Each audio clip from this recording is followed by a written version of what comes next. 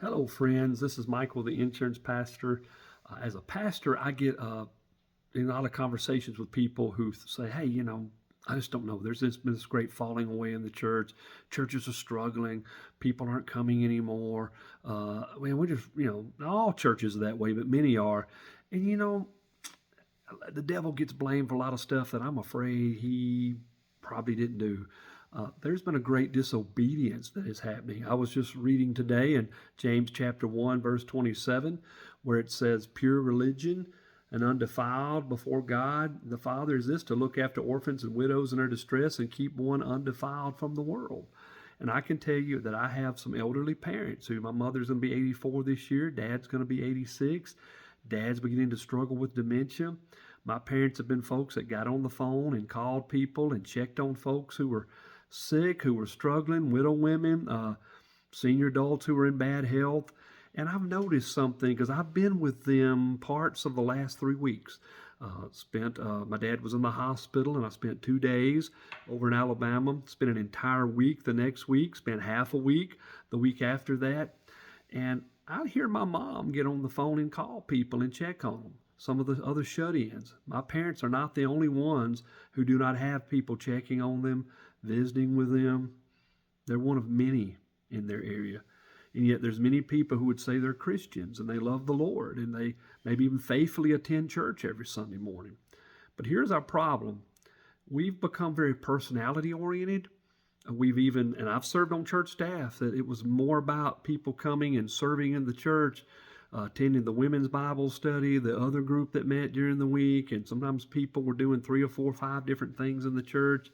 And you know what? If some of y'all are too busy to check on the people who are struggling, checking on the senior adults, then maybe you should quit some of those ministries and get busy doing those other things. And I know some of the pastors and staff members will not like that. And you know what? I really don't care. I'm a pastor, and I don't ask my people to be involved in 25 different programs during the week. I want them to go tell lost people about Jesus. I want them to disciple people, and I want them to minister to people who are struggling. That's what the world's looking for. That's how you're going to really win people to Jesus, okay? And it's not creating another program in the church and finding something busy for people to do. There are sick folks. There are elderly folks that need your help.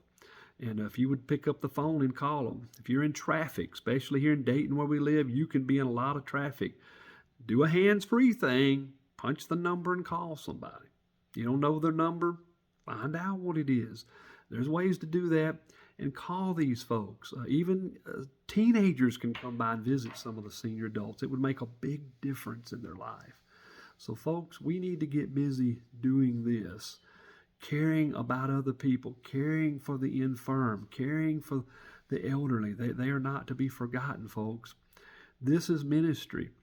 And you know what? With my dad, you might go and watch Westerns with him. You might, when football season comes in, watch football with him. You say, well, that's not real ministry. I need to be teaching him the Bible. My dad's been in church all his life, folks. He knows the Bible. Okay, yeah, share a verse with him. Tell him what God's doing in your life. But the greatest need today is not to create another Bible study. We do need those, don't get me wrong. We're supposed to assemble and meet together and have a time of teaching and sharing. And we're supposed to be reading our Bibles every day. But folks, the greatest need is not to become a Bible teacher or sing on a platform. It's to go minister to people. You like to sing? Bring your piano, bring your flute, your saxophone, your guitar, your mandolin, your ukulele. Go to some of these folks' home and sing and play your music. That's what God wants you to do. I know that. You know why I know that? His word tells me that. Don't neglect the widows. Don't neglect the orphans. And really don't neglect the senior adults and the other people who are infirm and need a friend. I pray you'll heed that. God bless you.